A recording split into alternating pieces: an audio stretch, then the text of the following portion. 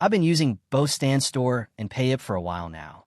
And in this video, I'm giving you my honest and unbiased review of which one is actually better in 2025. StanStore is built specifically for creators. It's mobile-friendly, clean, and focused on helping influencers sell digital products, courses, and coaching directly through social media. If your business runs on Instagram or TikTok, Stan makes it super easy to link your store in bio and start generating sales.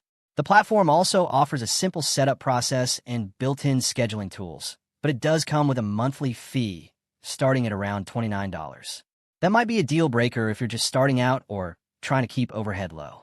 Payhip, on the other hand, offers a broader e-commerce toolkit.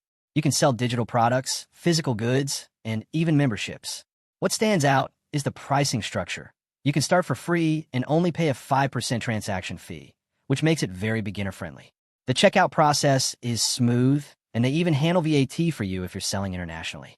But where Payhip falls short is customization. It's functional, but not flashy. So if branding and design are a big part of your business, you may find it a bit limited. So here's the verdict.